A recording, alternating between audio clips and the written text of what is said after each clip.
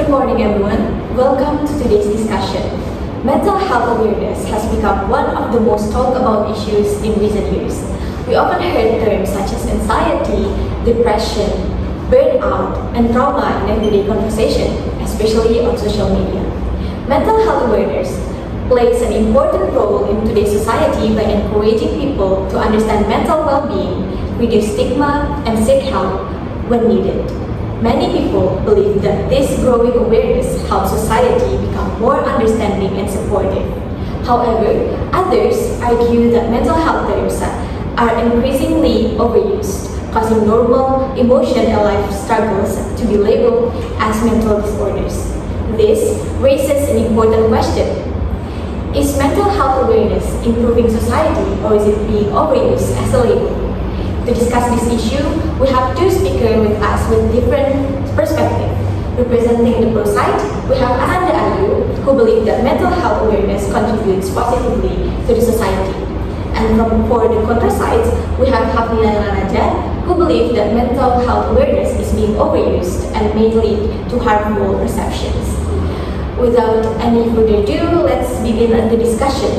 The first question about this topic is, what role does mental health awareness plays in today's society?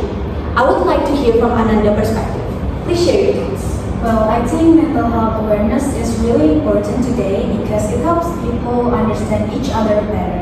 For example, if a student feels overwhelmed because of an assignment, organization work, or an internship, people are less likely to call them lazy, and instead people are more likely to understand what they are going through. It also makes people feel more comfortable asking for help when they need it. Alright. So how about you, Hafni? Yeah, I believe it's changed how people feel and interpret their emotions, but it's not always positive. Ordinary emotions or personal experiences are seen through a deeper psychological clinical lens. Feelings such as sadness, stress, frustration, insecurity, or mood changes are just mistaken for symptoms of a mental disorder or mental illness. So I think it leads more towards misunderstanding normal emotional feelings.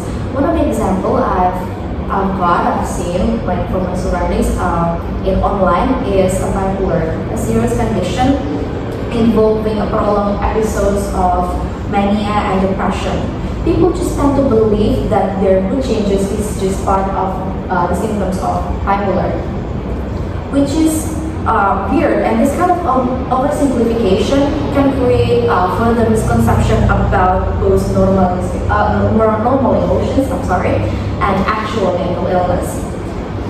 Instead, I think people just think that their mood changes or normal emotions can be influenced by lifestyles, life circumstances, their stress, their personality even, and physical health.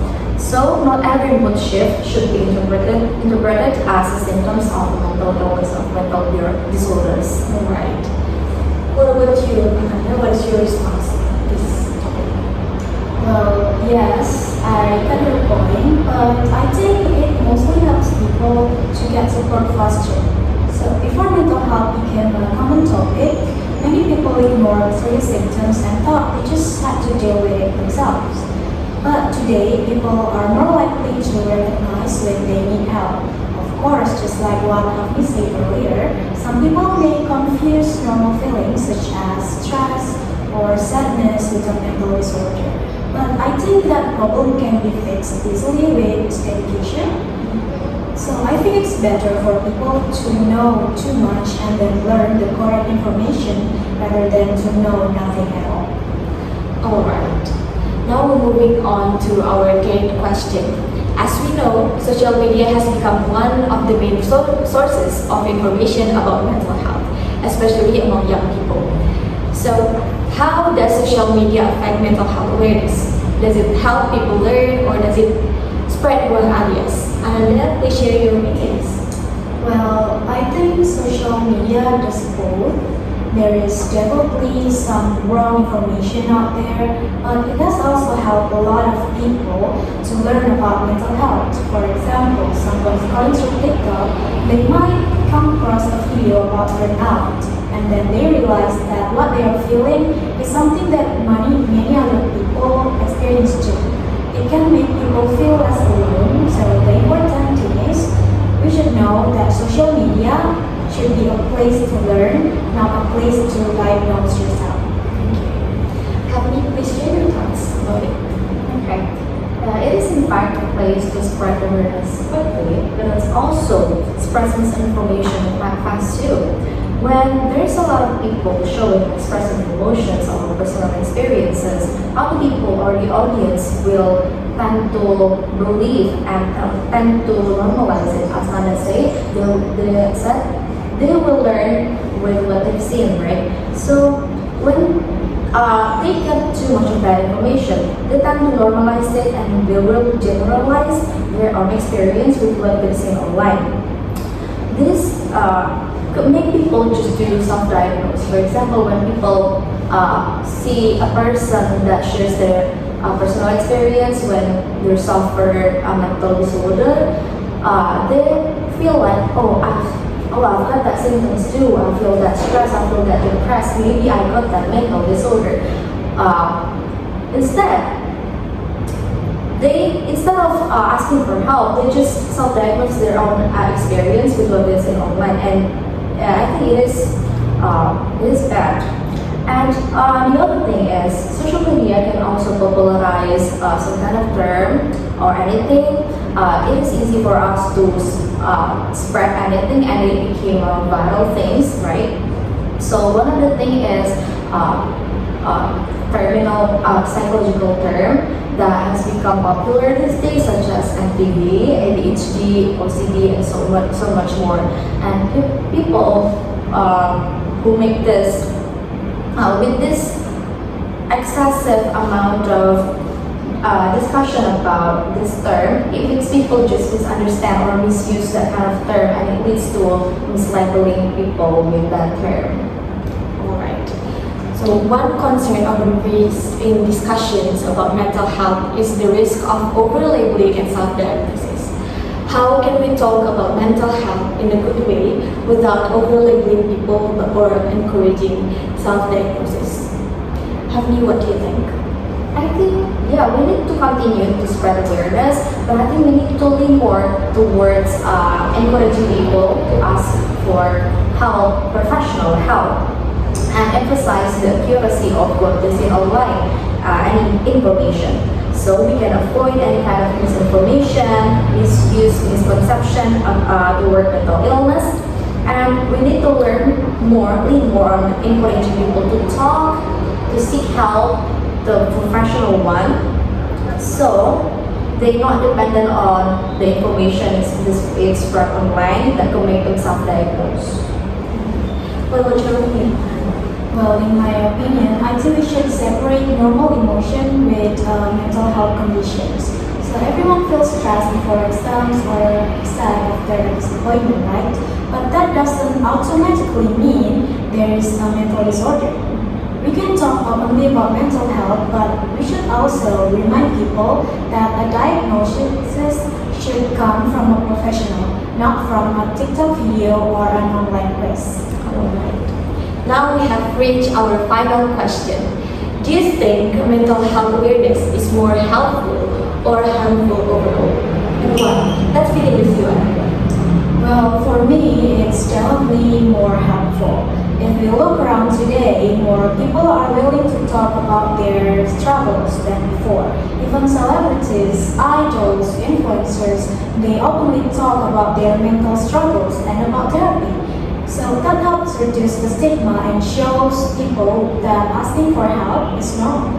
Mental health awareness is not perfect, just like what Hafni said, but I think it has helped far more people than it has harmed. It gives people the confidence to speak up instead of just suffering in silence. Alright, what about you, Hafni? Please share your perspective about this. Okay, so I think, first I said, I still think that it is more harmful in society. But my main concern is not about the awareness itself, but how it is spread and consumed online. The overlabeling misuse of psychological term, normalized self-diagnose can create some sort of misunderstandings about the mental health. And in some cases, mental health language may be even used to justify their bad behavior, their awful behavior. I think we've experienced some in our daily lives, right, when people did something bad, did something awful, they tend to justify their bad behavior with, oh my god, it is because my mental health, it is because something like that. I don't think it is a right way to do so. So instead of justifying your bad behavior, I think people should, we need to encourage accountability. We need to seek some help and encourage people to do so. So and another example is that I think we've seen like news about self-harm and even suicide, right?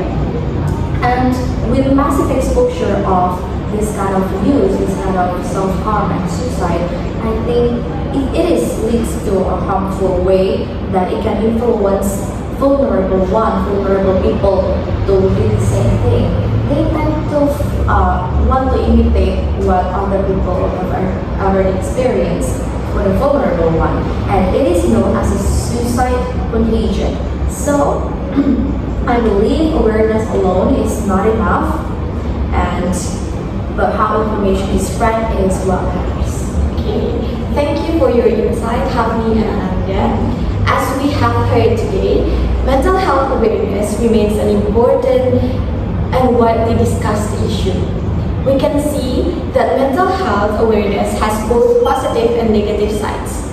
It helps reduce stigma, encourage people to ask for help, and increasing understanding about mental health. On the other hand, misinformation, self-diagnosis, and over-labeling can sometimes lead to misunderstanding. That's why mental health should be supported by accurate information and guidance from professionals. Hopefully, today's discussion has helped us better understand about this important issue. Thank you, Ananda and Havni, for the valuable insight. And thank you everyone for listening. I'm Afradia. Thank you for being with us and have a nice day.